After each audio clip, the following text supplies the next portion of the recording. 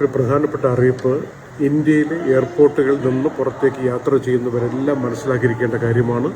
2024 July 31 മുതൽ ഇനിയിപ്പോൾ എയർപോർട്ടുകൾക്കകത്തേക്ക് നമ്മൾ യാത്രക്കാർക്ക് കടക്കണമെങ്കിൽ ഒന്നുകിൽ നേരത്തെ നമ്മൾ ചെക്ക് ഇൻ ചെയ്തിട്ടുള്ള ഓൺലൈൻ ചെക്ക് ഇൻ ചെയ്തിട്ടുള്ള ബാർകോഡ് അത് കാണിക്കേണ്ടി വരും. അങ്ങനെയുള്ള ബാർകോഡ് ടിക്കറ്റ് കാണിക്കേണ്ടി വരും, അല്ലെങ്കിൽ ബോർഡിംഗ് പാസ് കാണിക്കേണ്ടി വരും ബാർകോഡ് ഉള്ളത്.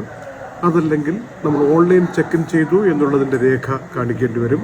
അതല്ലെങ്കിൽ ഡിജി യാത്ര എന്ന സംവിധാനം ഇന്ത്യയിലുണ്ടല്ലോ, അത് ചെയ്തിട്ടാണ് അകത്തേക്ക് വരുന്നത് എന്നുള്ളത് അവിടെ സെക്യൂരിറ്റി ചെക്കിനിൽ കാണിക്കേണ്ടി വരും.